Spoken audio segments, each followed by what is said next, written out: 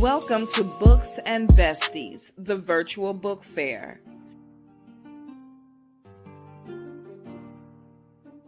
Share this link with others and get ready for something awesome.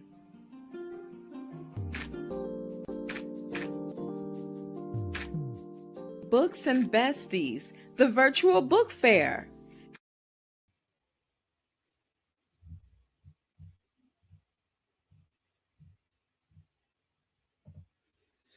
Good morning, good morning, good morning, good afternoon, good evening. Whatever time zone you're in, we are grateful that you have joined us for today's episode of Books and Besties. I am Dr. Angie BEE. I'm your co-host for the day, and I really feel this in my spirit. This is the day the Lord has made. I'm rejoicing and I'm glad about it. I'm just glad in it. I'm glad with it. And I hope you join me. Really, really excited to introduce you to my co-host, our associate producer for the show, Author Avalon Brown. She is a jewel. Come on in the studio, Avalon. Good morning. Yep, you got a new title. Associate I heard producer. it. Yep. So put it on your bio, girl, because Oh, all your work has just been wonderful. Thank you. Thank you. So, how's the weather where you are? It's a rainy day today. Oh, Cloudy and rainy. okay. No snow on the ground? No. Okay. That's good. They keep predicting it, but it hasn't come yet. Okay, that's good. That's good. Yeah, it's kind of sunny here in Jacksonville, Florida. There's a chill in the air, but we still got the sunshine, and I'm grateful for it. Oh, that's good. That's good. Mm-hmm. So, what you been up to this week? Writing? Well, yes, helping others and working on my book about my son, and the trials and tribulation he went through and how I saw it, through a mother's eyes of him going through addiction, being homeless, and then coming back to church, going back up. And now he's a certified chef, got his own apartment and doing well. So I'm writing about through a mother's eyes of me, how I felt, how I was seeing it as he was going through it, and the obedience that I had to be to God, and the hurtfulness being obedient because, God was telling me to get out the way, let him go through his lesson.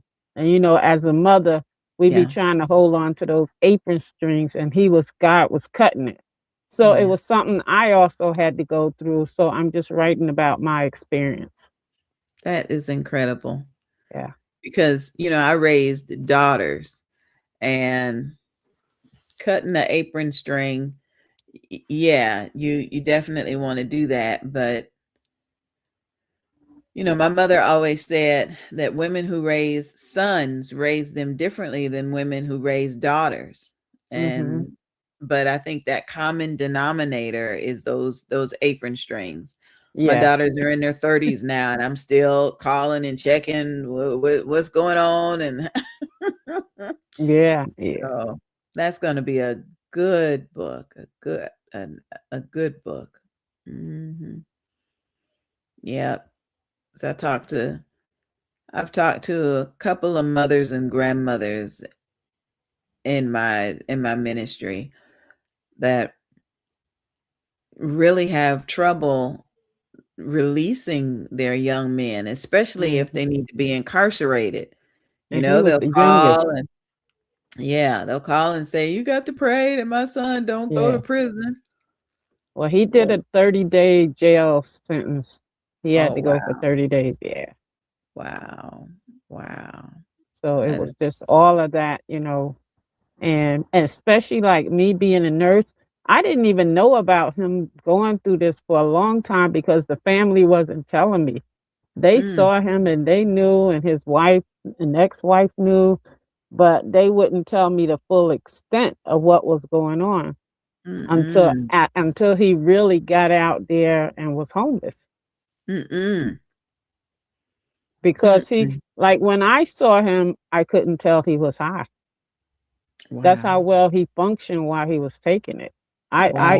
Like I would see maybe glassy eye and suspect, but of Yeah. course he would say, "Mom, no, Ma, ain't nothing wrong with me," you know. Yeah. My God.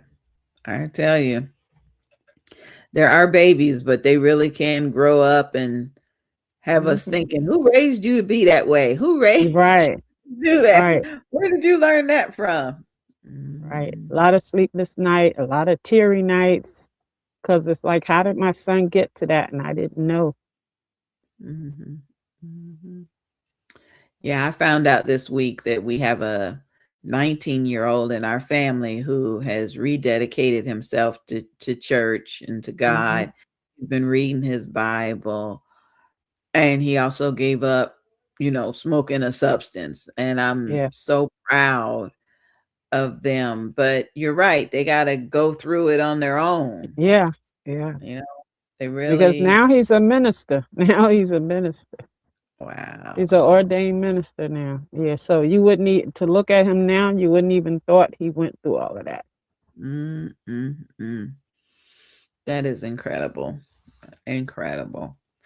Okay, we got a couple of viewers on YouTube. Welcome to Books and Besties. And we've got a couple on our Facebook page that are watching us now. So shout out to our audience members. Please leave a comment where you're watching from, what city, what state, what country. We really would like to know how we can stay in touch with you. Really would like to. Mhm. All right. Guess what? What's going on now? Look at this lineup. Just look at this lineup. We're brand new. We've got a brand new radio station, City Worship Radio, and Mornings with the Queen Bee. We're on Saturday mornings from 8 to 10. And they sent me this Wow. little image to see. Yeah, I'm in good company. I really am. So, Nice. yeah, we're excited to announce that because as more and more of you decide you want to advertise on Books and Besties, we also have a package where you can advertise on the radio show. So that show is on Saturday mornings. This show is on weekdays from 8 a.m. to 10 a.m. And we're also on another radio station from 6 to 8. So 6 a.m. to 8 a.m., we're on the Jericho Broadcast Network. Then 8 to 10, we're on New Life International Radio. And now Saturdays, we're on City Worship Radio. So I know several of you are trying to figure out how to promote your books and your events and your ministries and your businesses, and we can successfully do that for you. Mhm. 6 days a week. Well, 5 days a week and one weekend. How's that? So I just wanted to be able to put that out there. I was so honored to see this when they sent it to me. I truly was. That's So. awesome. Yeah. Mhm. All right, looks like James D. White Sr. has arrived. And so we'd love for you to tell us about him before we bring him into the show. Okay, now James D. White Sr. is a devoted minister, accomplished gospel singer, two-time cancer survivor, Mm, actor, and a published author with whose life reflects faith, perseverance, and purpose. Raised on a farm in South Jersey, wow, his early roots in church and music shaped a lifelong calling to serve and inspire. He has shared the stage with gospel greats such as Douglas Miller, James Moore, Timothy Wright, and Tremaine Hawkins, using music as ministry to uplift others. Ordained as an elder, he has also helped establish churches and mentor believers within the faith community. A survivor of both colon and prostate cancer, Mm, mm. James' testimony stands as a powerful witness to God's sustaining grace. He is the author of You Can Make It Through the Storm, and If You Did It, You Own It, with more works forthcoming, whether through ministry, music, writing, or acting. James D. White Sr. continues to live and speak from the place of unwavering faith and resilience. Oh, Jesus. Yes, Thank yes, you, thank you, thank you. yes. Welcome to the show. Good morning. Welcome. Good Good Good morning. morning. morning. How are you? We're great. I'm great. Good. Yeah, Great. I know I am. And I'm honored to meet you. Thank you so much. Yes, yes. Pleasure to meet you both. So many Mhm. accomplishments. Where do we start? We're going to let you start telling your story. Oh man, my story is I've been abbreviated story. I've grown up in church, grown up, dealing with certain different things in life. Um, I'm a son of I have three siblings, well, two siblings passed with me. I'm the last one. I'm the only one left. Um, I've just been doing different things in life, but I thank God He brought me through. You know, and, Amen. it's just I've learned to thank God for everything, Ooh, good, yes. good, Yes, yes, good and bad. yes. You know, Wow. What made you decide to write this book? um, well, it because I went through a bad time in life. Going through in 2014, I was diagnosed with colon cancer. You know, I didn't want to believe it, so I waited a year. I waited a year, and but God kept me, and it did. The great cancer didn't grow. It stayed the same. So I had that taken care of. Um, then in 2022, 23, I was diagnosed with prostate cancer, and that was a biggie there. But Yeah.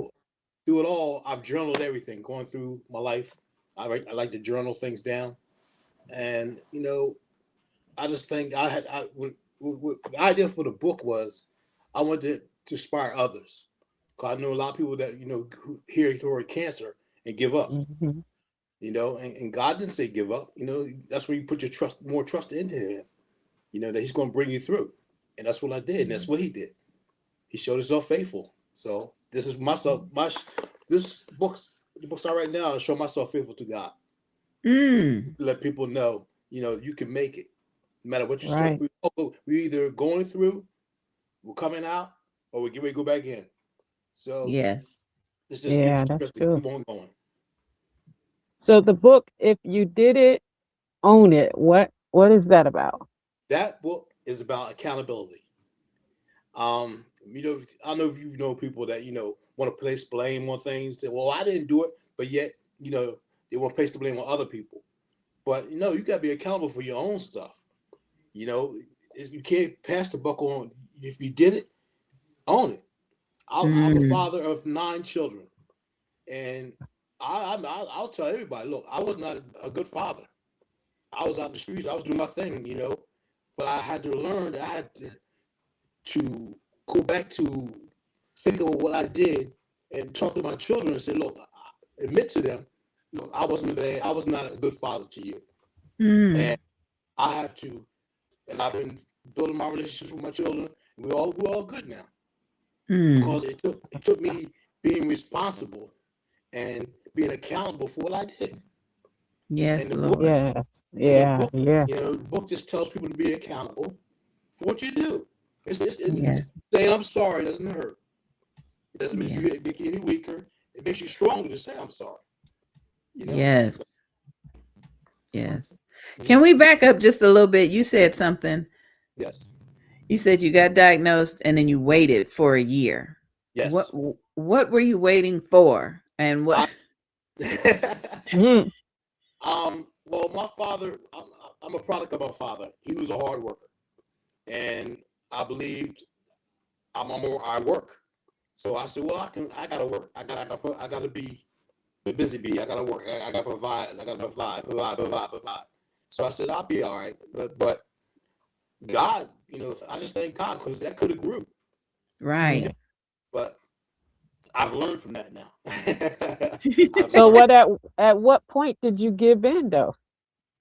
Um, the point I gave in is when I realized, well, I looked at my father. My father worked, and he lived to 104. All he did was work, and I didn't want to be the product of not enjoying life. My father died and didn't get a chance to enjoy life because he was so busy working. And I thought I had the mentality of, well, I got to work, to provide and not enjoy life. But that's not true. Mm-hmm. You got to enjoy life, because life is short. Mm-hmm. You got to learn to enjoy life and take care of yourself. Mm-hmm. Oh, You do. okay. Yeah. Mhm. So you didn't Yeah. experience any pain or hard symptoms that Uh, said, yeah, I better go to the doctor and let's no, do this? you know what? They found it in a colonoscopy. That's how they found it. I had that. Mm. Um, they couldn't remove it. As they do that, the procedure, they couldn't do it because it was embedded. So I said, I'll be all right. It's not protruding, so I'll be all right. But it could have grown. It really could have. And thank Yeah. God that when they did the surgery and they took out part of your intestines and stuff, but there was no, after they tested it, they said, well, no, you're good. We got it all. We're good. And I just thank God, because like it could have went to my lymph nodes, all that. Right. Wow. Mm-hmm. hmm And my mission So now is, oh, go ahead. I'm sorry. I was going to ask you, so how long after the colon cancer that the prostate cancer showed up? Uh, Almost 9 years later. Oh, Oh my okay. goodness. Yeah, Wow. 9 years. Yeah.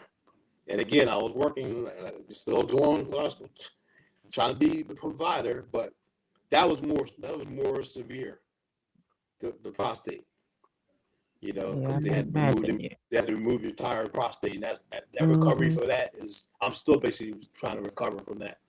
Yeah. Right. Yeah. Yeah. You Wow. know, It takes time. yeah, Takes yeah, time. it But time. look at how God kept you. Yes, Yes. yes, Yeah. I uh, remember Good. Good. my grandparents talking about, if you get to the 5-year mark, with no remission or no cancer, you're good. So yes, I cannot imagine you're at the 9-year mark, yeah, not even thinking about anything. right. It Mm. comes back, work, little Mm-hmm. vengeance, Mm-hmm. but I Wow. thank God that Mm-hmm. He delivered me from that. Uh, It's just amazing what God does to get your attention. Right. yes. You Right. And thank you for sharing that you journal.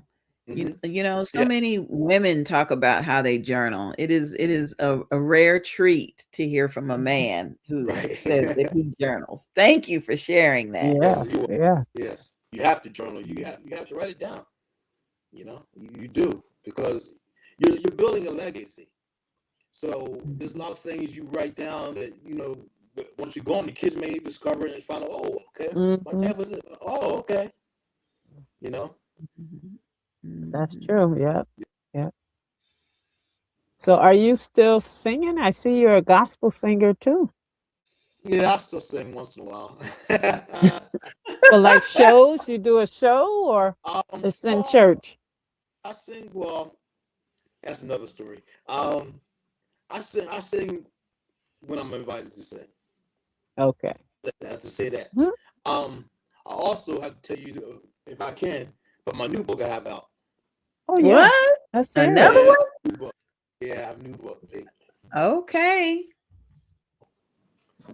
It's called this will get you. Um, Splinters from the Pew, dealing with church hurt. Yeah, I think that's the one that caught my eye. Yeah, that just came out end of the year. Mhm. That's uh, that book is very enlightening. You know, I don't tear down churches. I don't tear down people because it just happens. A lot of people are suffering from church hurt. They are. Yeah. I'm sure Yeah. you know people that's been hurt from church Yeah. hurt, and it's a lasting effect because it diminishes the belief in God. Well, God, you've loved me. Why didn't you allow them to do that? But it's not that. Right. You go to We church put to get healed, not to yes, not to yes, be hurt. Yes. yeah, Mhm. yeah. A lot of people are being hurt instead of being healed. And I'm Mhm. trying to, again, encourage people to keep on going. Just because that person healed you, God didn't do it. That person did it. But you still Mm-hmm. have to learn to trust in God and not Yes. give up because He didn't do it. Yes. Yeah. He may, but He allowed us to build something up in you to let you know that you stop relying on man because man is Mhm. fallible. Right. Right. You know, and And Mhm. people have to realize everybody in the church are not saints. yes, Mhm. yes, yes. Hmm. Some come for other agendas.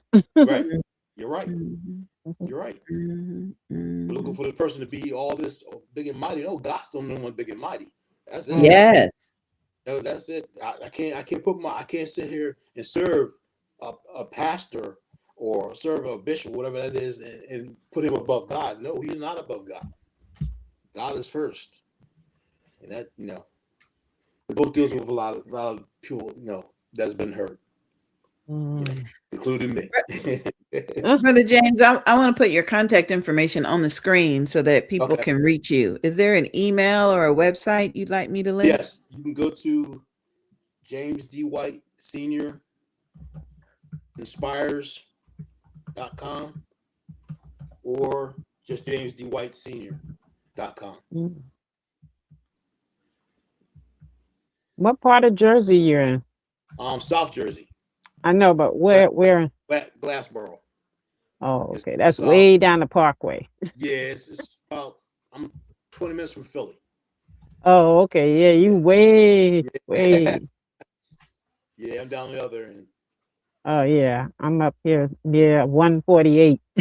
Oh, okay, okay. You up top? Yep. Yes. Hmm. I want to give our audience members a chance to ask you some questions.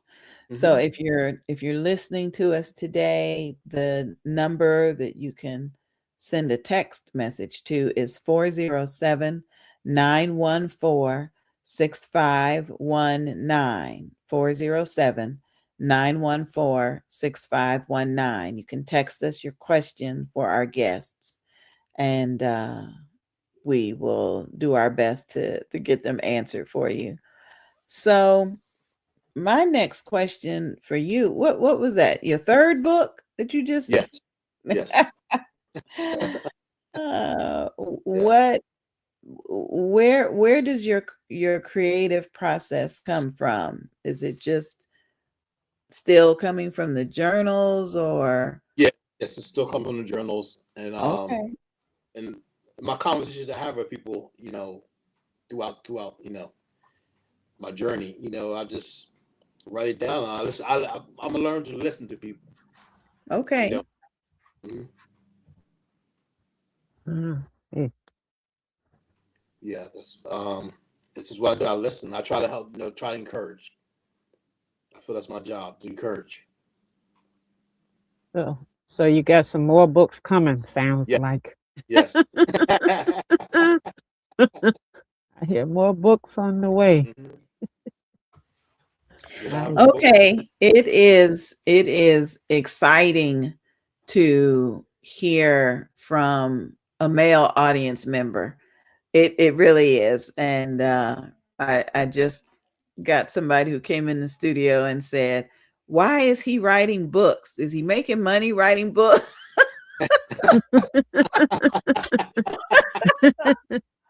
So I have to thank my interns for uh, watching and chipping in. But how is this man making money selling books? I want to know. uh, it's not about the money. Trust me. It's not about the money. Yeah. It's Yes, just getting about that word out. Yeah. yeah. the word out. I feel like now this is my ministry now to get the word out, not being on a pulpit, whatever like that, but just trying to get the word out to reach the masses. Absolutely. That's very important. Yeah. Wow. Oh, very important. Thank you, Lord. What type of acting were you doing? Well, I was on. I'm gonna. If you look at Tubi, you can find a movie. It's called what is it called? Oh, Paper Gems. Paper Gems. It's called. It's about that movie is about young adults, dealing with life itself. I played a father figure in the movie. Also, there's a series coming out. Hopefully this year. It's called Losing My Pride, and I play a police officer in that. So it's, you just sweep it like, oh, that's a big thing. It's like, I'm just talented like that. I'm just blessed, highly favored, anointed. Yeah. And here you are on TV. Yeah. Oh, that is wonderful. Yes, wonderful. You have to look that up. What was the name of it? Paper Gems. Paper Gems? Yes, Paper Gems. Okay. Mm-hmm. All right, we're going to take a quick commercial break, and when we come back, I want to hear about these 9 children. Okay. So don't go anywhere. We'll be back in just a bit. Okay. All right. I've had wives and I've had friends. An anthology for women written by the men we are trying to love. Gentlemen, you are cordially invited to become an author by sharing your thoughts and experiences in our anthology. Tell us about your love for sports. Tell us about your love for grooming. Tell us about your love for gaming. Tell us what you want us to know. Submit your bio, headshot, and your story, along with the submission fee of $250. Send it to Author Avalon Brown 165 at yahoo.com, or you may send your info to Angie BEE Presents at gmail.com. An anthology for women written by the men we are trying to love. I've had wives and I've had friends. Brought to you by Author Avalon S. Brown and me, the Queen Bee, Dr. Angie BEE. Every woman has a room. Every story builds the house. Rooms Inside Her, an anthology.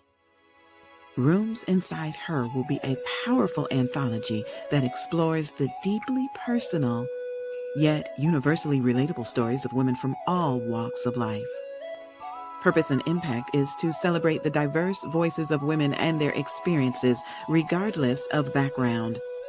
Create a community of shared experiences, sparking conversations around identity, womanhood, healing, and triumph.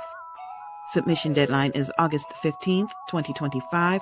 Submission fee is $250. Send an email to sisterbatten@gmail.com, sisterbatten @gmail.com. Rooms Inside Her.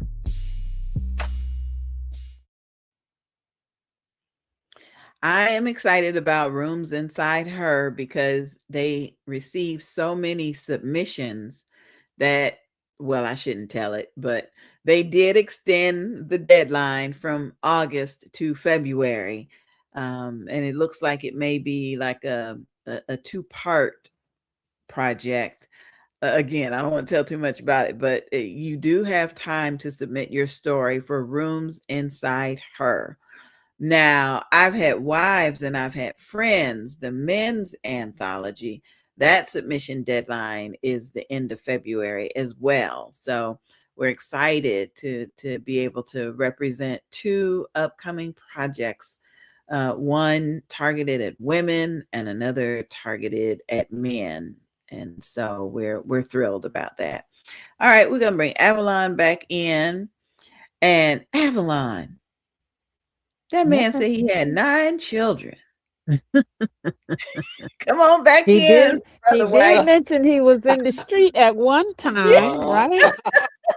I'm sure this is during his street days. yes, yes, yes. But Avalon, if he wrote a book about each child like you do, you write a Oh book about yeah, all your children and grandchildren. Yeah, he'd be writing for a while.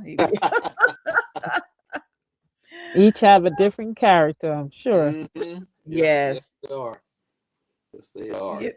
Give us the testimony of 9 children, sir. Tell us what we need to know. Well, I started out young. My first child was born when I was 18. I just turned 18. That's my daughter. The next one's born. They're basically all stair steps. Oh, Basically. really? Yeah. I got married first time when I was 17. So I had 4 by that person. Then I was out in the streets. I had 2 more. Then I had another one. So I have 4 girls and 5 boys. So my youngest just turned 25. Oh, bless Oh the Lord. wow, Yeah, Yes. everybody's grown. Everybody's they all grown. grown, huh? Yes, my ages from Wow. 46 to 25. Yeah. Mm, Love them all though. I can imagine. yeah. I can imagine. How could you not? Yeah. There are aspects of you. How could you not? Right. I know when I look at my 2 daughters, I see so much of their father in them. Everything I loved about that man, and I'm grateful because it when I had resentment in my heart, it seemed like my kids just reflected everything I didn't like about him. So Mm, it definitely made a big difference Right. to change yeah. my heart and how I looked at things, and it's a beautiful thing. I appreciate that, and yeah, be sure you keep writing because Oh. yeah, because I know even if it was just one child, they would want to know Mhm. more about you, Yes. um, Yes. Yeah. and having What do it they come from. Go ahead, go sweetie. no, I was gonna ask him what do they think about his writing, They're proud his of me. book? Yeah. They're proud. I'm like I told them, I'm trying to build legacy and let them know, about their father, you know, um, what I went through, my shortcomings. And I try to, even though children gonna be children, they're gonna do what they want to do. But I try to advise them, okay, you see what I did and what I did wrong.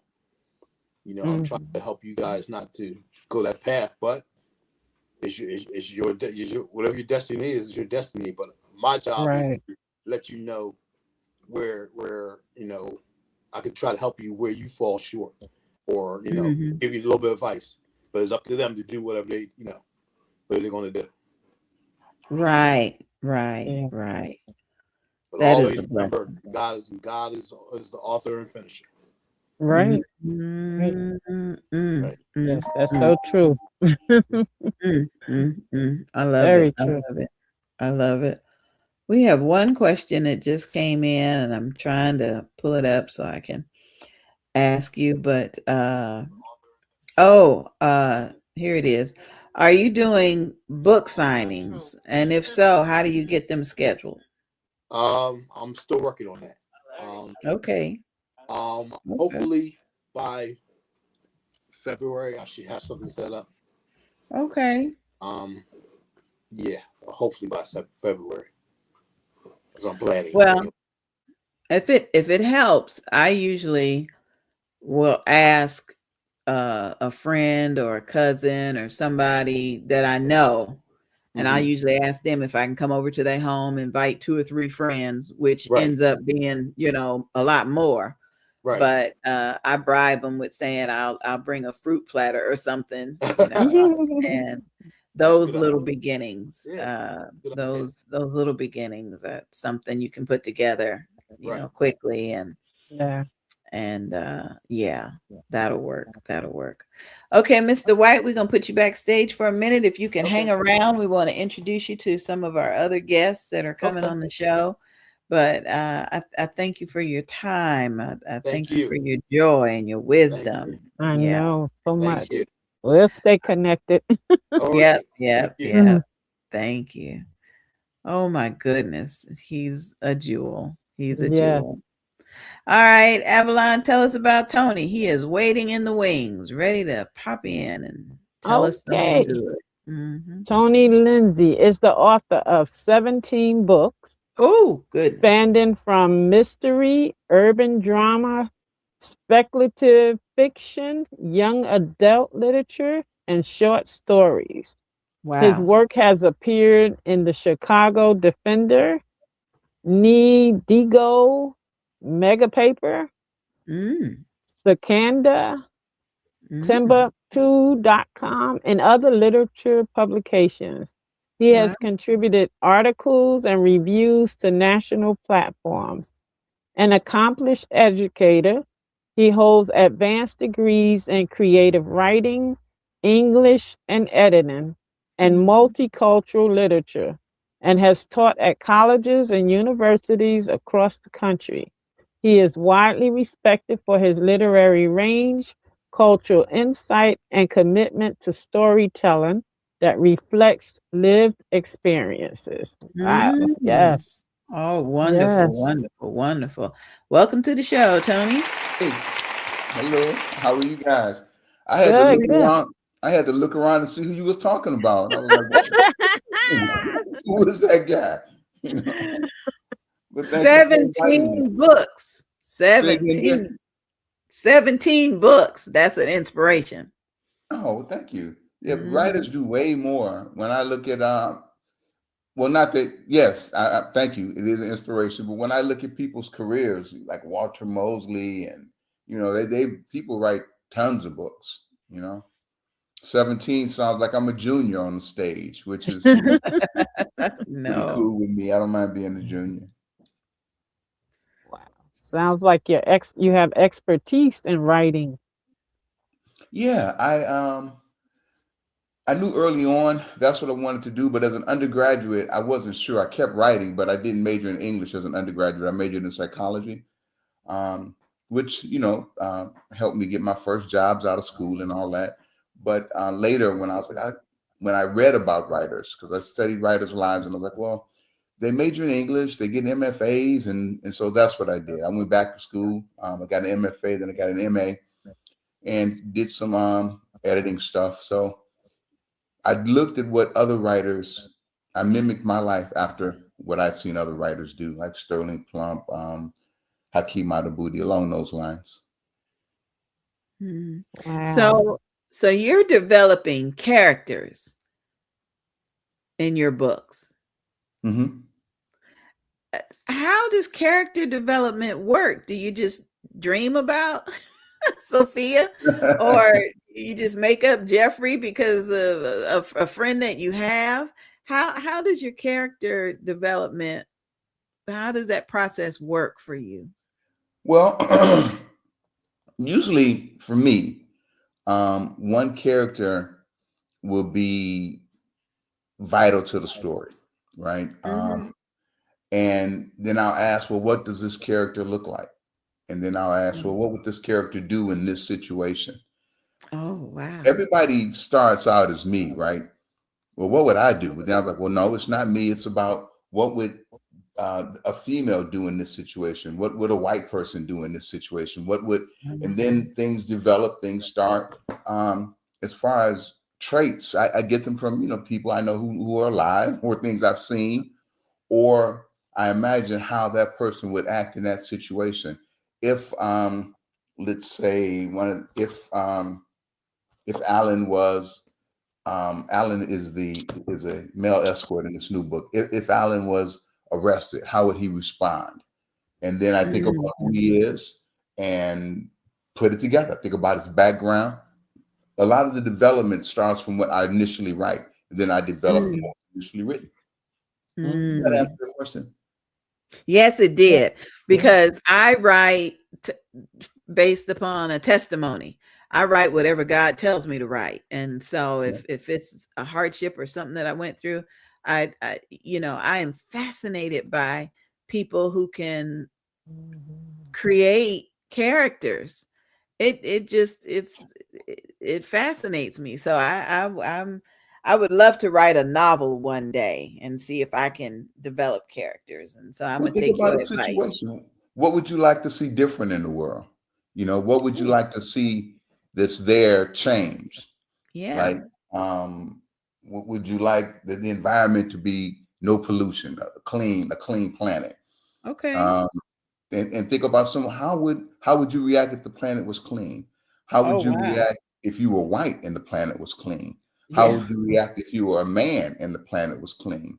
How would you react if you were a rich man who made money off fossil fuels and the planet was clean?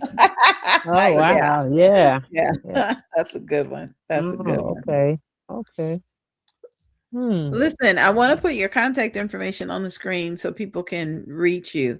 What do you prefer? A website or an email address? You can get me on Amazon. I do have a website. It's ooh, wow. Oh yeah, Pen for Hire, pen-for-hire.com. But you can buy the books off Amazon.com. Just Tony Lindsay, Lindsay. Put that name in Amazon, and the books will, Amazon or Barnes and Noble, and the books will pop up. I'm on Facebook, and that's pretty much it. And writing.night@gmail.com. Send me an email. And the pen for hire, PEN hyphen the number 4 or the number 4. Okay. Hyphen hire.com. Okay, look up under your name and see if I got it right. Directly at writing, WRITING.night, NIGHT @gmail.com. Okay. That's the quickest way. Or you can hit me on Facebook. I respond. Thank you. What did you say your latest book is? You mentioned your latest book. What if I don't? It's a murder mystery. It's really good. It's a page turner. People finish it in 3 days max. Some people have finished it in 2. It's a good story. You have the cover? Can you hold the book up? Oh, sure. Let me see. What if I don't? Okay. Yeah, the cover's a little controversial. I had some people that wouldn't put it on their sites because of the cover, but I wanted it. I wanted that cover because it was vital to the character. Talking about characters, it was vital to understand this person. So, the graphic person did a good job of capturing her. So I wanted it to be on the cover. Absolutely spectacular. Nice. Do you have a favorite character out of all of your books? Not really, but I have a frequent character because I've written a series of mysteries called the One Dead series. This isn't part of that series, but I've got one dead preacher, one dead doctor, one dead lawyer, and one dead activist. Wow. Oh my goodness. Each one of those is a novel, and the main character is David Price, and he is middle-aged guy, lives in Chicago on the South Side in Inglewood, and he's a bodyguard, and he gets pulled into all of these different situations, and there's always a murder, an activist, a preacher, a doctor, a lawyer, and so he's probably the most frequent character. But I did a vampire book, Melody Knight. That's this one. She's a fun character. It was so much fun writing her. But again, I wouldn't say she's my favorite. And this one has a female hit person, a hitman. So that was pretty, Wow. So I don't have a favorite. I like all of them.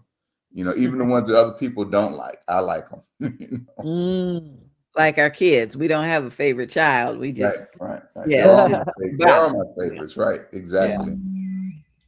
That's good. That's good. Well, when we come back from this break, we've got just a couple of questions. Like Latiska Powell said, sounds like very interesting content. So very interesting content from Latiska, and I appreciate you for watching, sis. It is good to hear from you. Okay, we're going to take just a quick break here on Books and Besties, and when we come back, we'll bring Brother James D. White Sr. back on the screen so he can introduce himself, and we'll see what happens after that. We'll be back. Living with anxiety and depression can feel like you're drowning. Come join a tribe that will help you press through parenthood and life. maternalmattersfavored.org, mmfavored.org. Mommy, why do I have a cold? Written by Avalon Soulette Brown. Dedications. This book is dedicated to all of my grandchildren.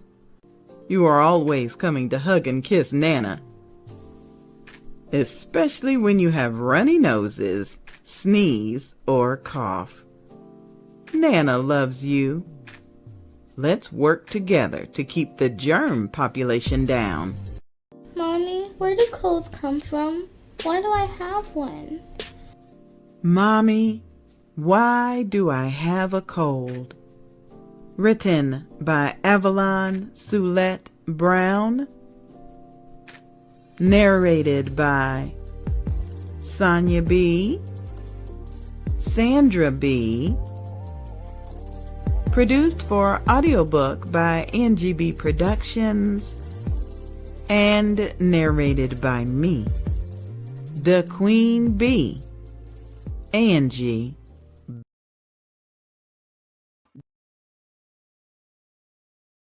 DJ Shaheem Care Mix Edits. Explore innovative fusion music of hip-hop, house, Afro beats, and gospel genres all rolled into one perfect mix.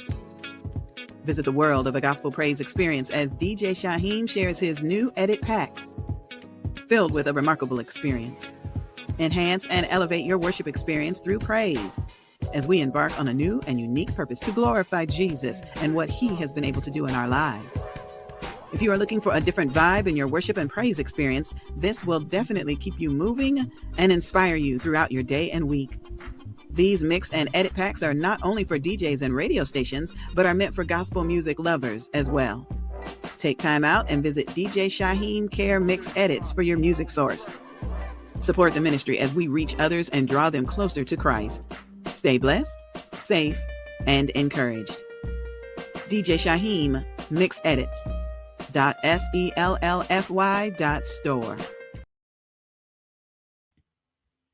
I'm so encouraged because we've got two strong men as our guests today.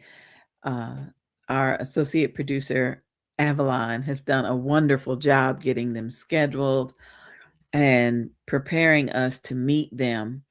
It's a rarity. I believe it is a rarity to find a man that pours out his heart into a book, much less a Black man. And I hate to say it that way, but that's the way. I was born in 65. So my grandparents talked about that. Men are going to keep their thoughts and dreams to themselves because they don't want to either be disappointed or don't want somebody to punish them for even having an intelligent thought, much less write it down.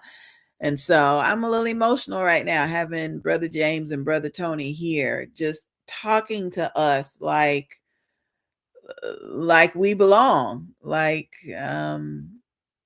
they don't mind sharing what they're sharing. So Avalon, we're gonna bring you back on stage right quick, and I just want to thank you for scheduling them both because I'm learning so much. Yes.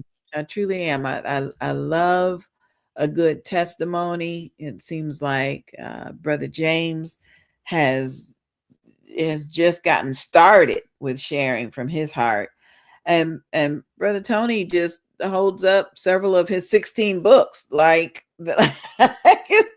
it's no big deal. And so I thank you for inviting them to the show. I thank you, thank you.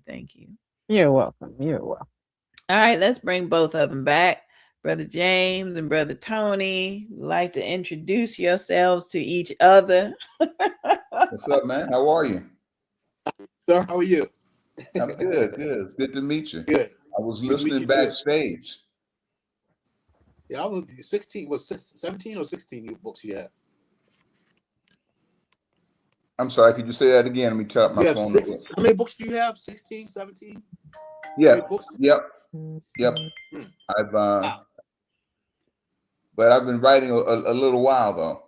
Okay. Yeah. Oh, that was our first question that was coming up for you, Tony. How long does it take you to write a book, and when did you get started writing? Okay. Well, I guess I've always written, short stories as a kid. Used to do ghost stories. And then when my other classmates liked it, that kept me writing. I was first published in 99, 2000. First published by Black Words, and One Dead Preacher was the first one. Oh, I was good. told to write a mystery, and the mystery would get picked up. So 99, 2000, and Black Words was the first publisher. And then it just started. That's where it started. Wow. Mm-hmm. Wonderful, wonderful. Okay, next question is for both of you. Um, how are you marketing your books? How do you find an audience? How are you doing that? Brother James, you want to give us a hint first? Marketing is the key. Right now I'm doing everything I could do. Amazon. I've hired someone to do some advertisement for me, and I try to put things out on Reels and on Facebook, stuff like that. To especially, I've been finding out that word of mouth it does a lot better too. So Yeah, people reading it and recommend it to other people. yeah, yeah. Brother Tony, what about you? How have you been successfully showcasing and promoting your books? Okay, I use marketing services, services that I see on Facebook that other people use. I use those, like I use Queenie, I use Ellen, I use Cyrus. Um, I use a lot of different services. I try to keep track of people who've emailed me, and I email them back. I have my own database of people who I've been sending out emails to. I should have probably, and this is something I'm giving advice here. Like when you do events, have people write down their emails. That way you can reach them. I should have done that, but I was poor because I get so wrapped up at the event. But I've known people who do that, and they're successful with that because it generates your own personal list. Um, Mhm. Services, I send out a lot of emails. Facebook, I contact book clubs through Facebook, Twitter. That's pretty much it. Oh, and I go to events. I don't go. I used to go anywhere. Like I'd go down to Florida, Cincinnati. Now I kind of stay in the Chicagoland area. Since I've been doing it a while, my people, you know, look forward, or when I send them a note, they'll buy the book. Or so I've got a group of people who read me, and they tell others about me, and that works out pretty good. Mhm. Mhm. That's good. We're going to share these tips at the end of this month. We're going to share your tips at the Fresh Book Festival, which is in Daytona Beach, Florida.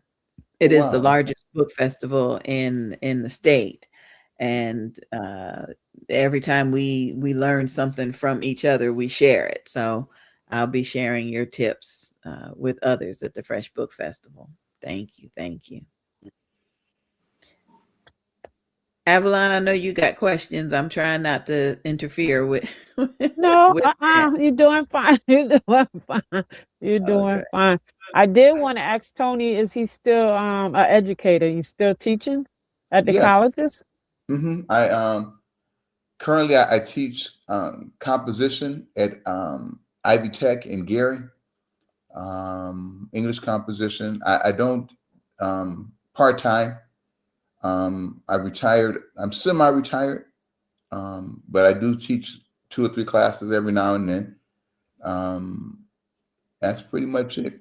Spend a lot of my time working, writing, looking for publishers, for agents. So this career is always, you're always developing, you're always pushing, you're always trying something new. So that is the that's how you stay in your readers' minds, right? You got to stay out there as best you can. Yeah, Mhm. yeah. Mhm. It makes a lot of sense. A Hmm. lot of sense. Now, I want to know from either one of you, what do you think the biggest challenge is in sharing a story? Is it that you wonder if anybody's gonna like it, or what's a challenge that may have come up in the writing process or the promotion process of your book? So you can take that one. You've been doing it longer.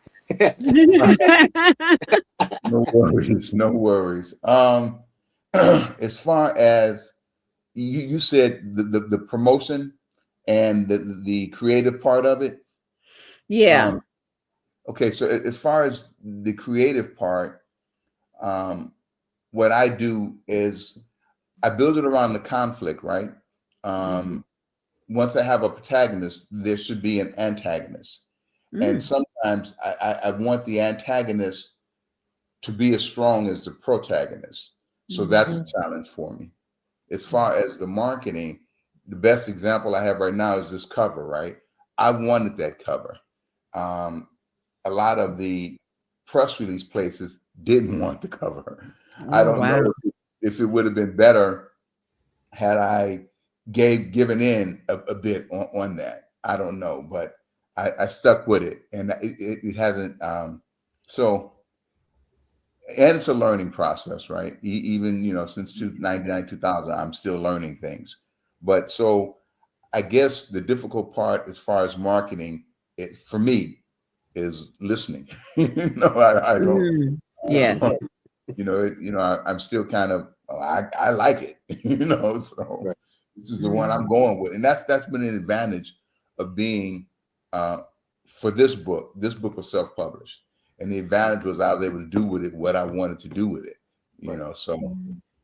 you know, Right. we live and learn. Hmm. Okay. All right. Next question for Brother James. Do you have a favorite publisher that you work with, or are you self-publishing, or tell us about that? I'm doing a little bit of everything. I've worked with uh, so far 3 different publishers. Um, I'm happy with the first 2. The third one, I'm not so much. Um, Mhm. it's to me, uh, to find a good publisher, you just got to research, research, research. Yes.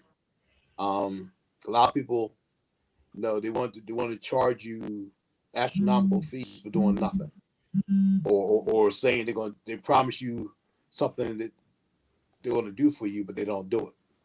Mm. So since I'm new at this, I'm trying to listen to Brother Tony to see what he has to offer. Because this is my first go around, so I know.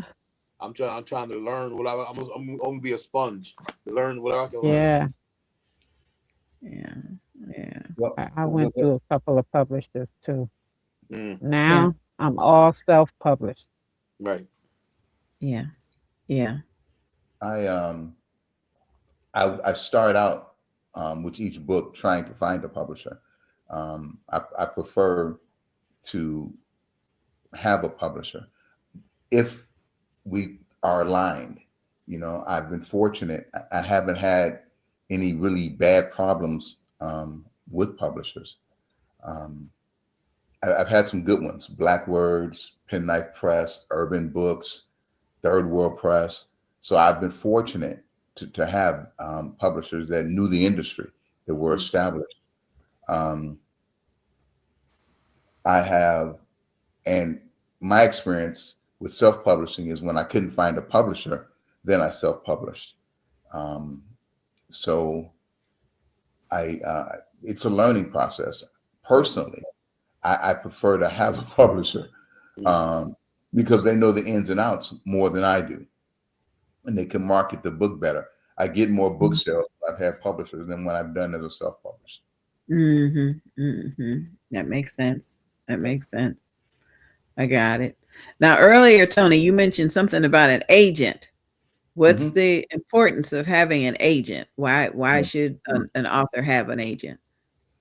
If you're fortunate enough to get an agent, that's somebody who knows the publishing industry, right? These are people who know who's looking for what.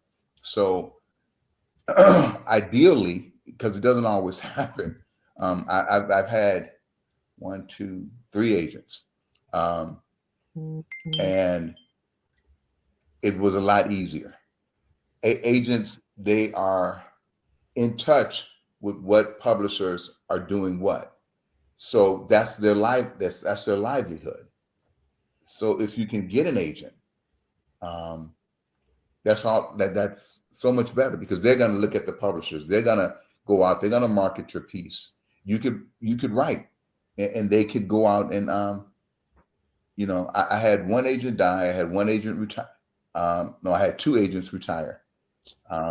One died. One said she just was no longer doing it, and the other one said the same thing, because the industry has changed. There was a time when Black books were vogue, right? Books with African American characters, themes, and issues were in vogue. I'm not going to say it's no longer the case, but we aren't as in vogue as we were, So, and they make their money off selling books. So if they've got a product and the market isn't demanding that product, then the chances of you getting an agent is harder. So you got to dig deeper. You just got to dig deeper. Dig a little deeper. I want to ask you a question though. These agents, are these the type of agents that get your book published, or are these the type of agents that get you an advance deal with the publishing company? That's the same thing. If you have an agent, they want to find a publisher to publish your book. But are they getting you advance money? Yes. Or do you have to pay out money? Oh no, they're good. If you get a true literary agent, they're going to find you in advance, because they're going to get 15% of that advance. Right. I was just wondering what type of agents you had. The ones I had were the ones that secured advances and found publishers. Oh, okay. No, because I know there's a lot of literary agents out there that don't do that, but then they call themselves literary agents. So what do they do? They get you published, but you still got to put out some money. Yeah, that's why people have to be careful when they're looking for literary, when agents say I'm an agent, because I researched all of that, because that's the type of agent I'm going for too, the advanced one that's going to get me an advance. Because a lot of literary agents has contacted me, but they weren't that type. Yeah, they sound more like managers. They don't sound like they sound more like managers or people and self-publishing your book too. Yeah, basically. Which is okay. I mean, if that's I've had to use those services twice, so that's okay too. I think the end result is, what are you going to do to move it forward, right? Right. Yes, it's better if for me, in my experience, it was better to have a publisher, right? Because again, I sold more books when I had somebody whose business was to sell books, right? My self-publishing arm, I had to learn how to contact people to sell the books. Whereas when I had a, Mhm. they knew how to sell the books, and it was easier. Mhm. Mhm. That makes sense. Right. But like you said, you gotta do your homework. You gotta figure out who knows what and how Mhm. you can align with them. And Right. Yeah. yeah, literary agents. I remember having that conversation with you, Avalon, when we were talking about Mhm. um, finding out who they are, what they do, and Yeah. how they can help. Mhm. There's And the an special letters agency. you got to send them. Yeah. Mhm. There's an agency that tells you who are actual literary agents. Right. It's Right. not the WGA. I don't know what to call, but there's a a board that certifies it, that lets you know that these are legitimate literary agents. Yeah, I found that. I forget the name of it, but I Mm, found that link. Yeah. yeah. So Mhm. there are people um, that do this for a living. And with AI, it's been you could find better ones. You know. Uh-huh. Yeah. Mm, mm, mm, mm. Wh- Uh, so the next question that came in uh, uh, is writing your full-time passion, or is it still just a hobby? James, you want to tell us first? But now since I retired, so this is what I do. It's my new part time job, I guess. That's just what I do. Nothing else to do, so that's right. Yeah, me too. Good, good, good. Brother Tony, what about you? This your full-time, or we know you're teaching, but Yeah, I'm teaching part time. I'm writing full time. Um, mm, it started out as I think I've always done it full time, even when I had a full time job, because this was I knew I studied writers, and I knew what it took to. When I first started, I was traveling. I was going all over the country. The publisher paid for some I paid for, so it wasn't. It's always been the major factor in my life. It's always been at the center of what I do. It wasn't like I, just all of a sudden decided, hey, I'm going to do this. I mean, I was a kid wanting to do it. I was reading Donald Goines books saying, oh, I could do this. Mm. So wow. it's been a little bit different. My goodness, my goodness. Wow. Okay, we're going to take another quick break, and we'll be back with more from our two authors. We'll be back with more in just a bit. Still, I care. Nurses rising after bullying. Presented by visionary author Avalon S. Brown, RN, BSN. Still, I care. Nurses Rising After Bullying is a powerful and restorative anthology that amplifies the voices of nurses who faced workplace bullying, yet chose resilience over silence. Within these pages, their stories uncover the unseen wounds behind the scrubs, where whispers, exclusion, and systematic mistreatment tried to dim the light of compassionate hearts. But these nurses did not surrender. From quiet tears in the break room to hard-won triumphs at the bedside, this collection celebrates the courage, purpose, and unwavering care that embody the true spirit of nursing. Whether you are a nurse, a healthcare leader, or someone who has ever felt overlooked, this book will encourage you to rise, advocate for others, and believe that healing is always within reach. Still, I care. Nurses Rising After Bullying. Presented by visionary author Avalon S. Brown. Please allow us to introduce you to one of the graduates of our YEP program. Hi, I'm Sandra BEE. I live in Michigan. And yep, I'm an author. YEP, Youth Entrepreneur Author Program. Our goal is to initiate literacy in students and lead them to entrepreneurship through authorship. Our mission is to identify and invite organizations to participate in this program. Students participate in virtual writing workshops where they are encouraged to write their stories and provide reviews of stories read. We ask you to support our youth. For a donation of only $50, your company or organization will be mentioned as a youth supporter in the next audiobook. Send an email to yepI'mAnAuthor@gmail.com to provide a scholarship for a young person to participate.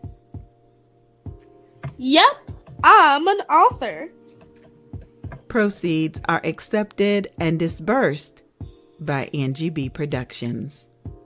And now, these students are authors and entrepreneurs.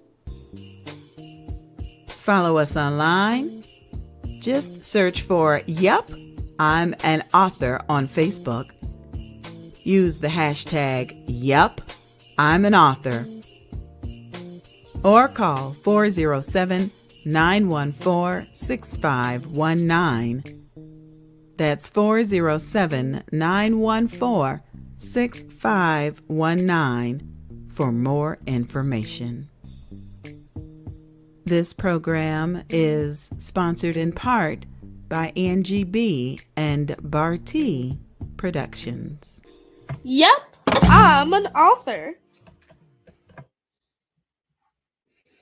We remain excited about the young people that are excited about writing books. And so the Yep, I'm an Author program is recruiting now. We'd love to have a few more students that want to write something before school dismisses for the summer break. That way, during the summer break, they can be selling their books. So that works out wonderfully. All right, Avalon, let's come on back in. Yes. I'm enjoying the conversation today, so we're gonna bring our fellas back. Before you do that, Oh yeah, I go just ahead. I just want to put out one of the links that I have that I use because I just really found out, I guess in the last month, about these type of agents. So the link is quarry that I use, quarrytracker.net/agents.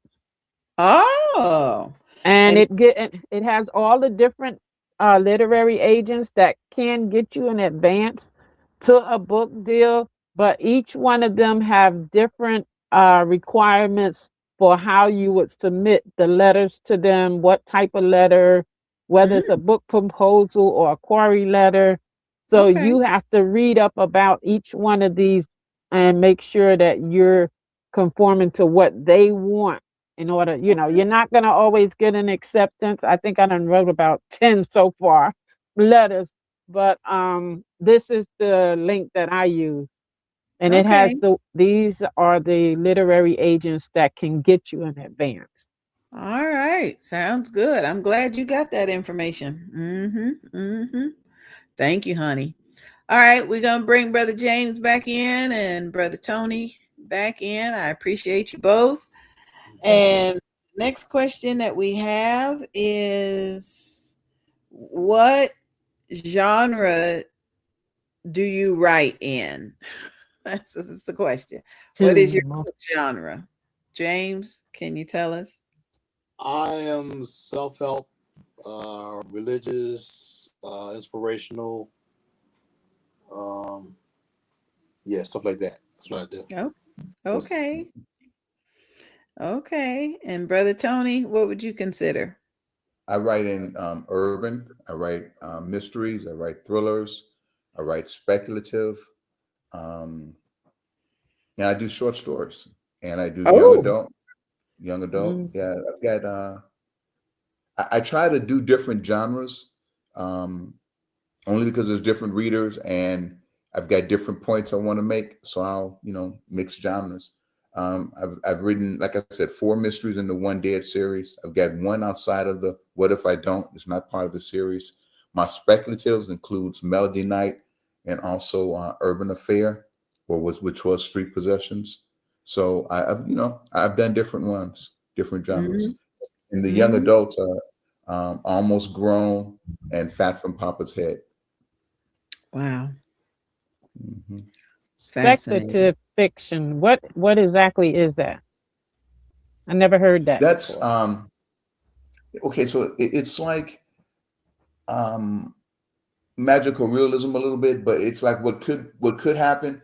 Like some people would put paranormal, right? Vampire, horror, all under the speculative genre. Um, Weird space travel. They could call it sci-fi.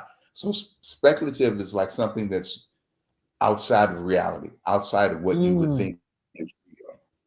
It's speculative, right?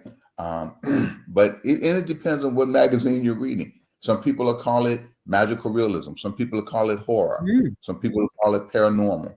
But I look at it Oh, as something outside of what is reality. Mm. mm. It's yeah. Okay. So yeah.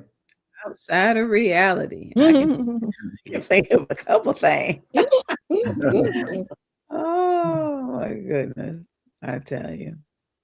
All right. We always try to ask something that could help another person be inspired. So, James, what advice would you give someone to encourage them to write a book? That your life is important to someone. You Oh, may think that you're going through some things um, that you don't want to tell anybody, but your story can help a lot of people. Because Jesus.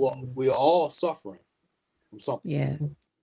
Now, whether you want to talk about it or not, that's up to you. But your story can help a lot of people, no matter what it Mm, is, because you're still Right. here to tell it. mhm, You know, mhm. there's a victory. We all have victory because we're still here. Yes. Mhm. You know, you just may be suffering from something, but guess what? You're still here. Mhm. Yes. That's what I would tell them. This your story means something. No matter what you go Mhm. through, it means something. Yes, Lord. Yes. You're right. You're right. Tony, what's your thought? I was told a good writer always has something to say, right? But a Mm, good black writer has something to say about his or her community. So if you've yeah. got something in your mind that you want to say, like about, for example, I don't know, the environment, right? You think the air needs to be clean. Well, write a story that says the air needs to be clean. If you're a good black writer, and this is again what I was told, you want to write something that can make your community better, right? Or something that could identify a problem, right? If I can identify a problem and get people thinking about it, I think that's a positive thing. So Yeah, That is that's positive. yeah. yeah, that's how I look at it. I truly admire you both. I truly do. Mhm. Yeah. It's beautiful, beautiful. I tell you what, we're gonna have to have you both back on the show again because I love this interaction between the two of you. Mhm. Um, it's almost like you guys know what the other one's gonna say, and so Yeah. yeah, we got the spiritual and we got the paranormal. So I love it. I love it. I love it. I love it. So yes, I am thrilled. So I think I've got one more question for the both of you, and then we'll let you go. I wish all the questions would come in at the same time, but they text me at different times throughout the show. So um and I think we may have addressed this, but I want to recognize the person that sent in this message.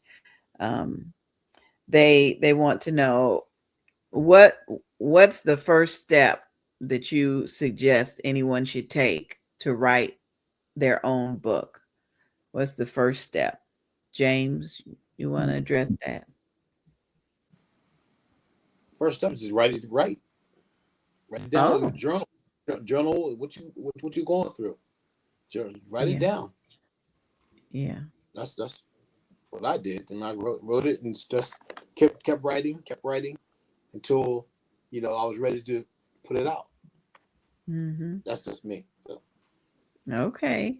All right. Mhm. Tony, what do you think?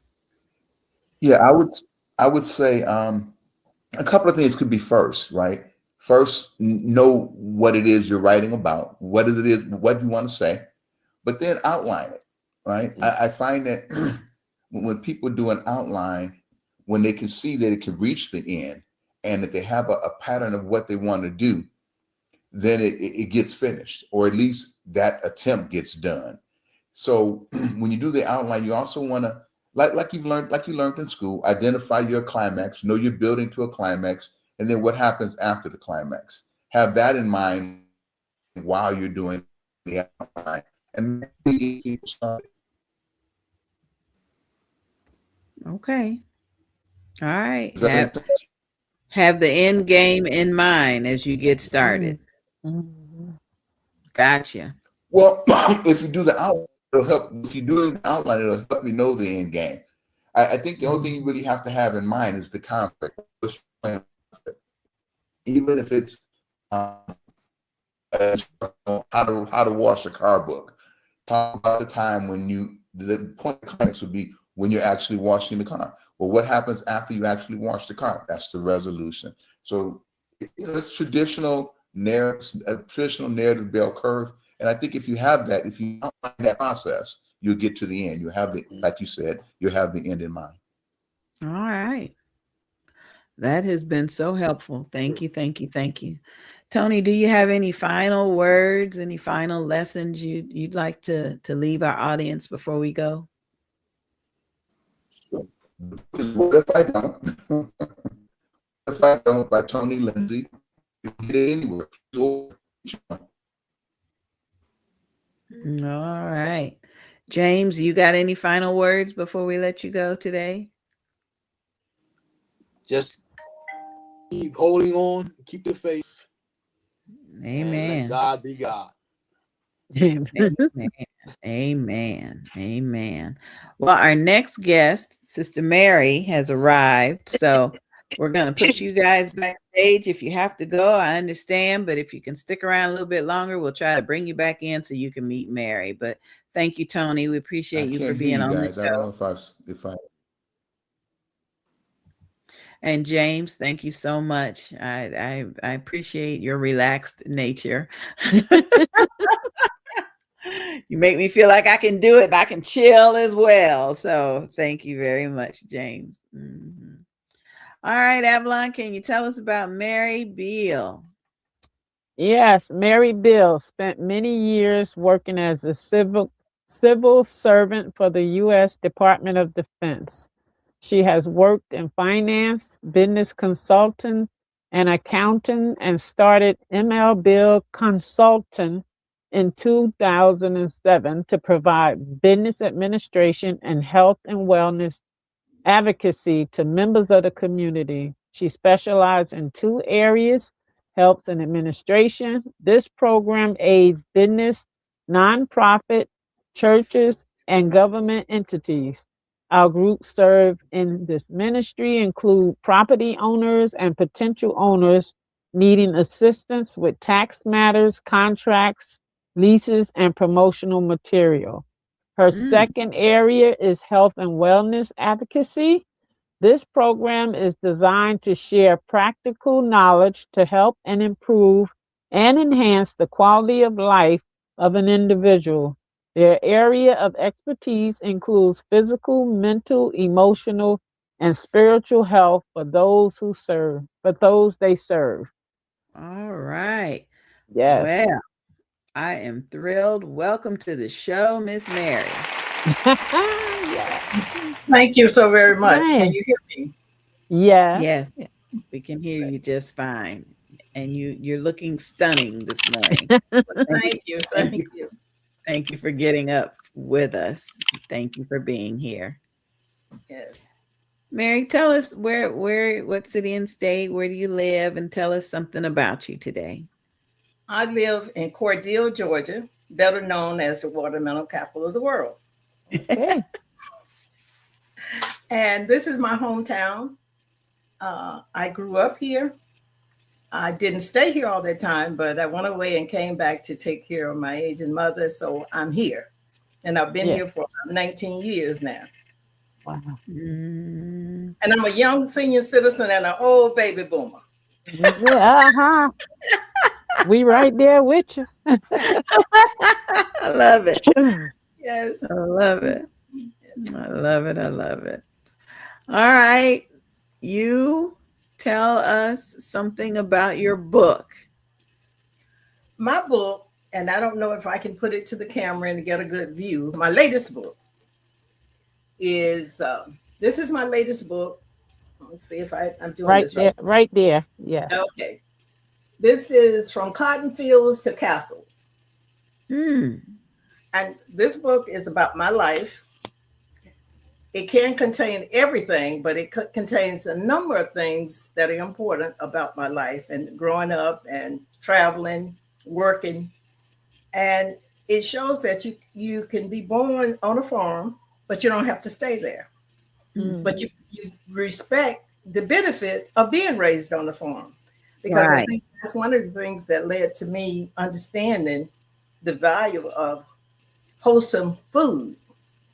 By having been raised on a farm, grew up eating from the earth, and having to witness my mother lived to be 101 and had her sanity.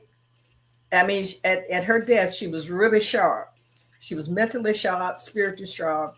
She wasn't as physical and as can be expected after having given birth to 10 children naturally, raised 8 grandkids. So Ooh-wee. she was a force to reckon with.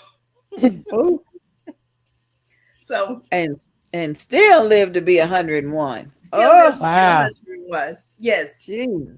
yes. So we had a great role model, a great coach, a great cheerleader in our mother. So, you know, that's kind of what's instilled a lot of this in me.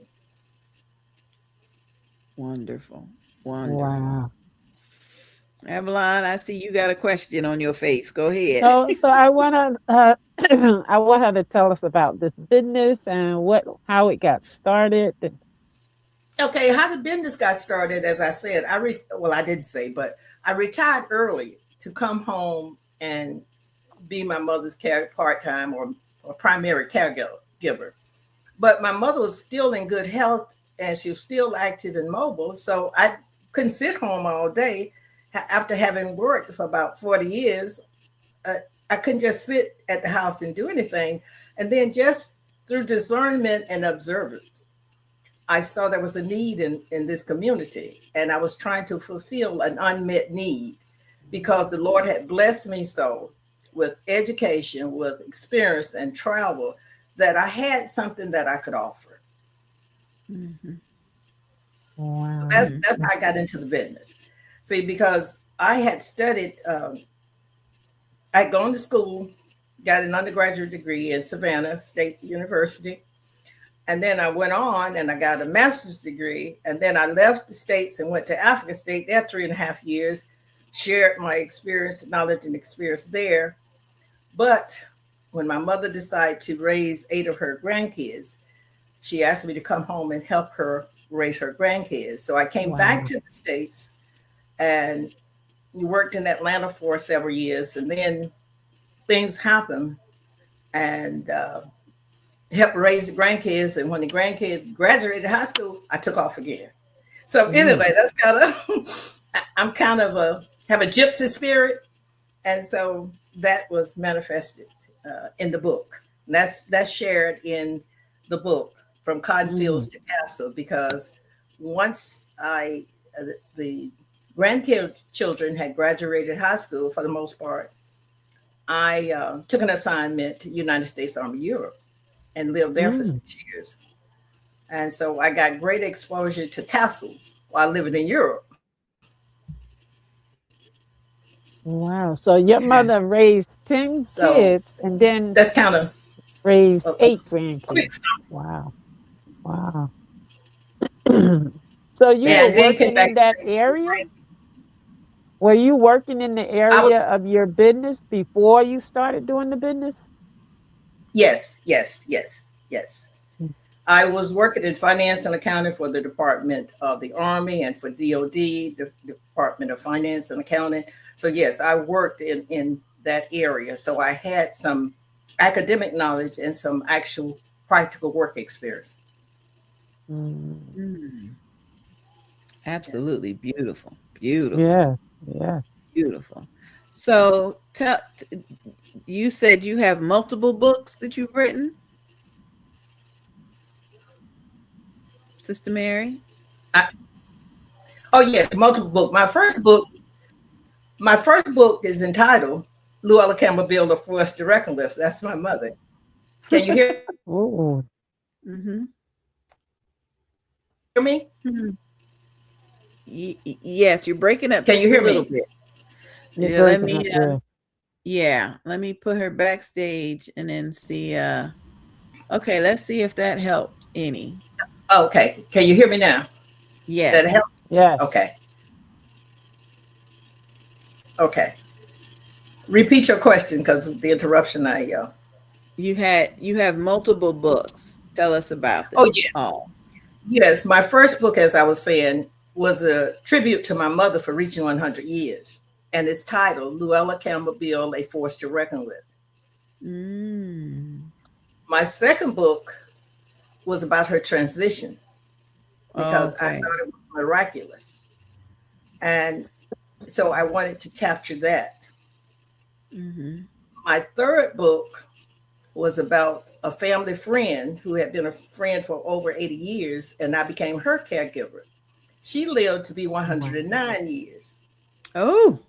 So I wanted to capture her life story, and she permitted me to do that. And her book Mm. is titled How to Live Well Past 100 Years. Mm. Oh, yeah. Second book about my mother is entitled Help Me Cross Over from Earth to Heaven. Mm. From earth to heaven. And that book is based Wow. quest from my mother during her last few months. How to help me cross over from earth to heaven. Mm. Okay. Mm. Then I've participated in several anthologies. The last anthology that I participated in was Our Journey from Girls to Women. Oh. So that's an anthology. And Yeah. I have it here. Let me see if I can share it. I don't know. This light is, I think, messing with it. But this is the book. It's several female authors that Mm. contribute to this book. And so Okay. that talks about me being a middle child, middle girl. And Mm. there's a lot of discussion about middle children. So I just wanted to give them that all is not lost when it comes to middle children. I'm one. Right. Right. But I'm the seventh, biologically, I'm the seventh child born to my mother and father. But because Mm. they had such a wide gap of raising kids, I ended up, for the most part of my life, being that middle child, Mm. except until now. Now I'm the second oldest because there are four of us still living. And just as a Okay. little side note, we're all over 70 years old. Wow. Bless the Okay. Lord. I'm telling And you. thank the Lord, if I see September, I will move it over into the 80 group club. All Oh, right. yes. Yes. So I'm looking forward to moving into the 80s club this year, if the Mm. Lord will. Mm. Okay. Yes. Amen. Mm. And then I I'm participated. Oh, go ahead. I've got a couple of questions that we asked our earlier guests. And the first one is, what advice do you have for someone who, everybody told them you need to write a book, but they don't know how to get started? What advice would you have for someone that needs to write a book? Call me and let them invite them to a Zoom workshop. Oh, okay. I mean, if they are really don't just take that advice and just start writing, I could help them get started with a very short time through a Zoom workshop than just telling them, and they can get the feel for it. Okay. Sounds good. Because I encourage aspiring authors. And because, the Bible says we older women are supposed to train the younger ones. So that's what I feel like he has kept me here to assist younger people. Okay? Book of Titus. That's exactly what the book of Titus tells us. Yeah. That's what Titus tells us. Mm-hmm. So I want to put your contact information up on the screen. Would you like people? You went out. I don't know if it's my system or yours, but we had a glitch. Is that better? Yeah, that's better. Okay. Yeah, the internet is acting up today. Yes. Tell me what your contact information is. Is there a website or an email address? There's a website. And it's MLBEAL Consulting, CONSULTINGLLC.com. And there's a contact at the end, and they will put their information and their area of interest, and I can get back to them. MLBEAL Consultant LLC.com. Yes. Okay, I got it up on the screen so folks can contact you about your Zoom workshop. That would be wonderful. And I have another website if they're interested. It's not going to be a workshop, but it's something they may be interested in to make contact with me. And that is a shorter website. And that's flipga.org.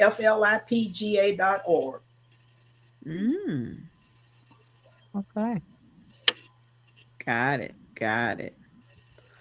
Well, Sister Mary, we're going to take a quick commercial break, and we'll be right back with more of Books and Besties in just a minute. Don't go anywhere. Okay, Dr. B.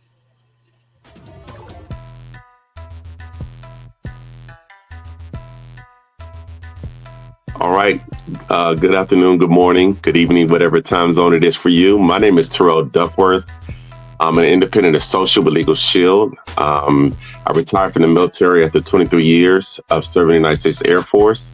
And I started working with a company called Legal Shield. And the reason why I'm here today is I just wanted to let you know what we offer. A lot of people know the name, but they haven't seen the information.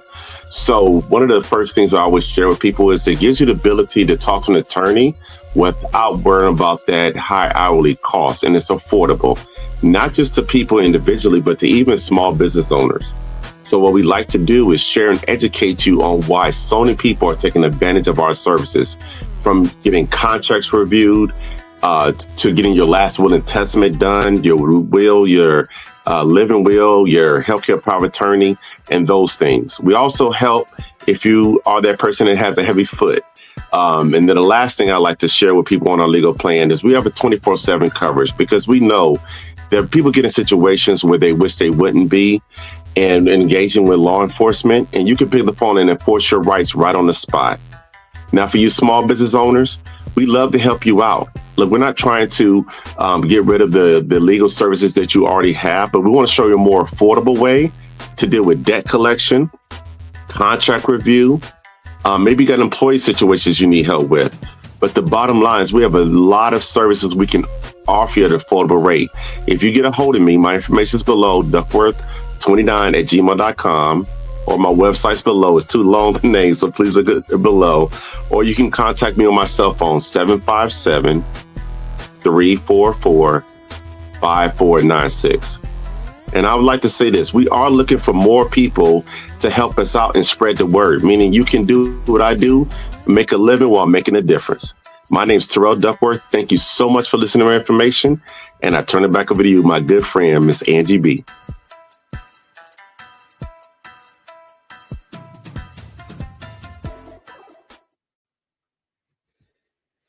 I am so grateful for Mr. Duckworth because I have been able to get my last will and testament done. I've been able to save money on legal proceedings. I truly am grateful for that. I'm truly grateful.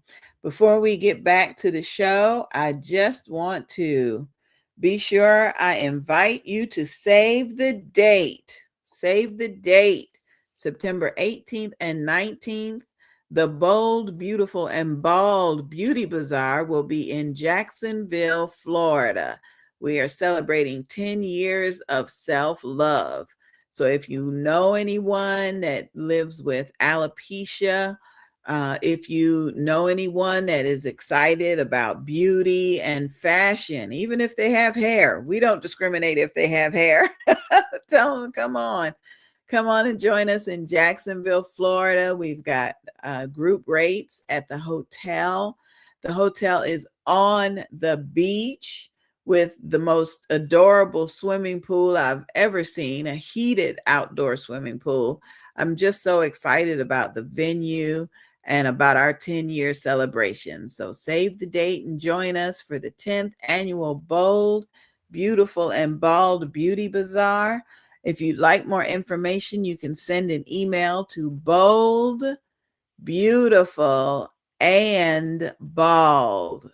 That's and, A-N-D. Bold, Beautiful, and Bald at gmail.com. We'd love to have you. Love to have you join us. Love to have you join us. Okay, Avalon, come on back in. 10 years of bringing the beauty bazaar. Can you believe it? Yes. Wow. Yep, Time yep. is flying. Yeah. It is. It truly is. Truly is. But I don't know about you. I need Sister Mary Beal to come take care of me. She take care of folks. They live to be in their hundreds. I'm telling you, she got the secret. Well, she did say she came up on a farm, so everything probably is natural. Not Yes. all this artificial stuff. Yes, I tell you what, why is it everything I crave is processed and too much salt? And I got to learn. So let's bring Sister Mary back in so we can get one or two questions in before we end the show. Sister Mary,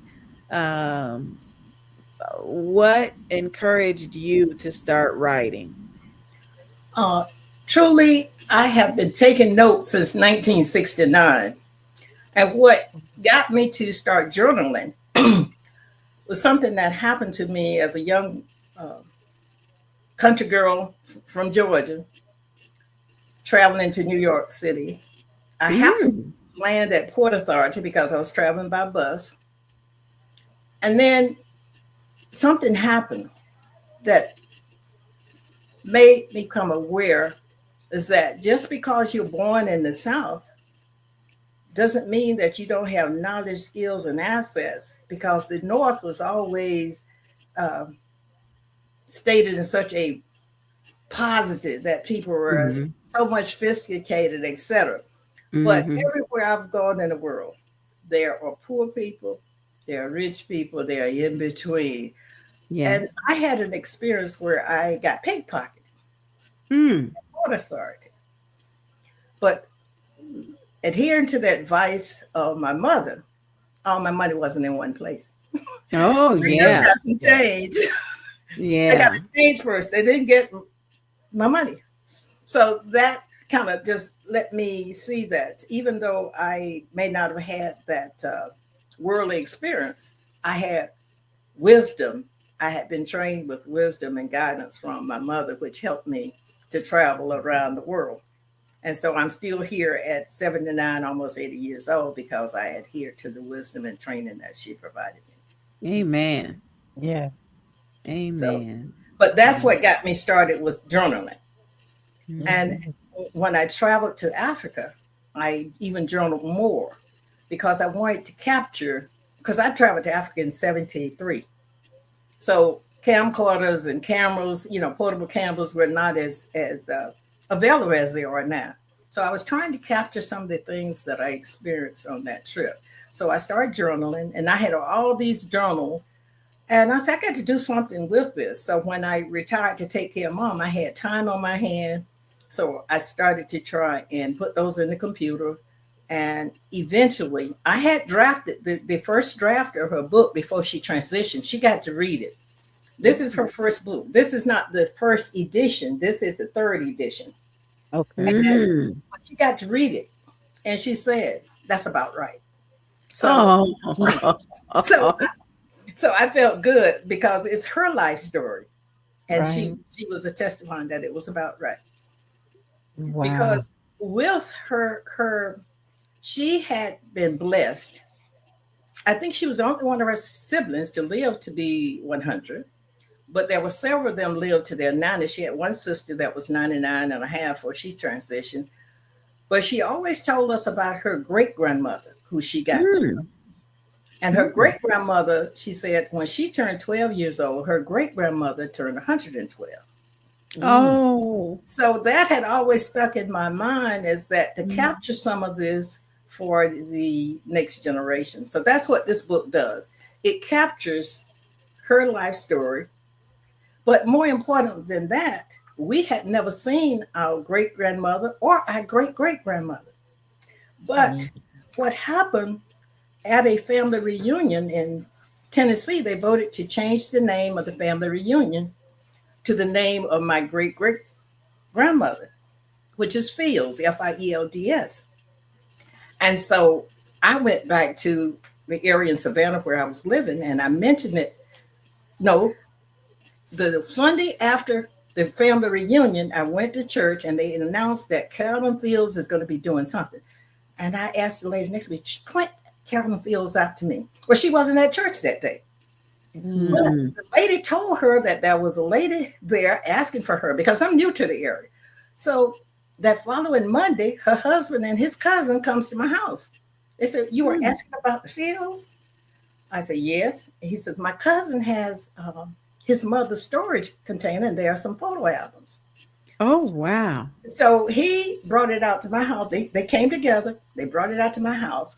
So this picture was in that photo album, and I took a picture of it, and if you can see it on my computer. Oh, wow. And so what I did, I came home the following weekend. I came home, and I opened up my computer. My mother was so elated. She said, "That's my grandmother." It was like, Oh, wow. Because she was the only one living who had sight that could identify this, that I knew of. So that's why I started to write and try to share these stories, this history, with my nieces and nephew, grandnieces and nephew, because we have a rich history. Because in doing so, I learned that she was half Cherokee. Oh, good. So I knew a little bit more about the family lineage. So that's what really got me started. My mother and her siblings who passing down family history information. And then my youngest aunt had pictures of our great grandmother and great grandfather, which they had talked about. So that is what I inspired me to do in this book, a gallery, a photo gallery. So in Cotton Fields to Castle, I have a photo gallery of my travels and my family. Oh, that is beautiful. Nice. That is beautiful. Wow. I love it. I love it. I love it. Thank you for sharing. Thank you. You blessed us indeed. You truly did. Yes. Yes. Well, thank you. Then I could just, they're the anthologies that I participated in. The first anthology I participated in is a book called Achieving Results. So that's an anthology, and I talk about being a farm girl in that. Okay. The next anthology I participated in is Unknown Battlefields. And I talk about, my stint with the military as a civilian and my interaction with military families. I also participated in another anthology addressing caregivers, a caregiver's expression, which is Okay. written by nothing but caregivers. Mm. And as I told you about, my last anthology was Our Journey from Girls to Women. Beautiful, Wow, beautiful, nice. Yeah. beautiful. Thank you so much, Sister Beal. I feel so good having had you on the show today. Thank you Well, so I much. thank you. I thank you. And if you get a chance to read From Cotton Fields to Castle, leave me a comment on Amazon. Of course. Okay. Yes. We can do Yes. that. We can Yes. do that. Do you have any Yeah. other closing words of inspiration for someone who may want to start a business or acting as a caregiver? Do you have any advice? Yes. I was blessed this past November. I was invited to Mombasa, Kenya to participate in an empowerment conference. So the scripture that we built that conference on was Ephesians 3:20. Okay?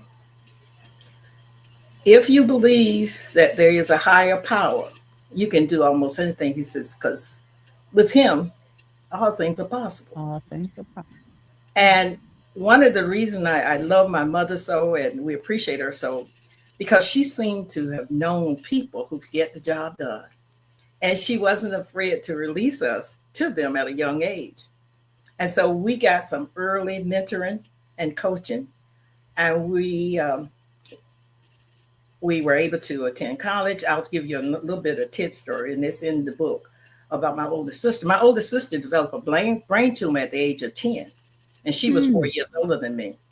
But my mother made sure she continued her education by enrolling her in the Blind Academy in Macon, Georgia, which is about 60 miles from here. So we had that family who were instrumental in promoting education, promoting spirituality, promoting family. So with that kind of foundation, I would not honor them if I didn't do something to help the next generation. Yes. Right. Yes. Praise God. Praise God. Thank you, Wow. Sister Mary. We appreciate you for being on Books and Besties. And the next time you write a book, get in touch with us so we can have you back on. Well, thank you so much for having me. It was Of indeed an course. honor. And I'm always thankful about sharing what knowledge and skill that the Lord has blessed me with that may help someone else. Yeah. Yeah. That's good. Thank you. Thank you for joining us. And Happy New Year. Thank you. Thank you. And the best of you to the Books and Besties. Thank you. Thank you. Thank you. Thank you. Praise the Lord. She Yeah. was a jewel. Oh yeah. Yeah. That was Wow. incredible. Yeah. I got to pick up my speed. I need to do something for my dad. Yeah. Yes. Yes. Yeah.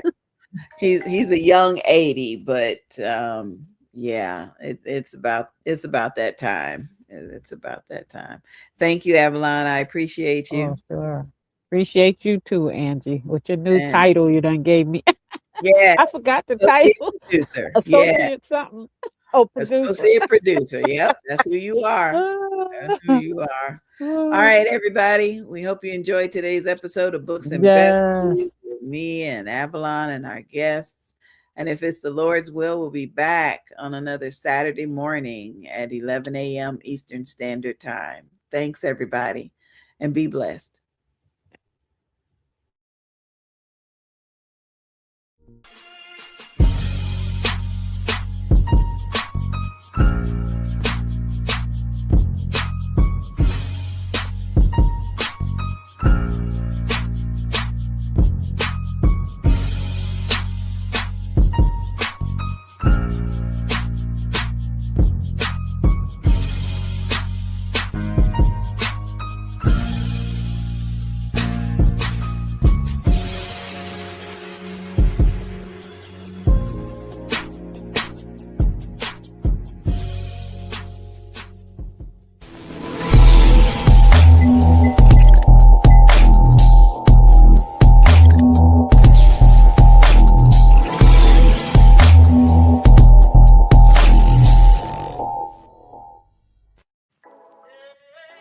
Wake up and turn your Saturday all the way up with Mornings with Angie BEE.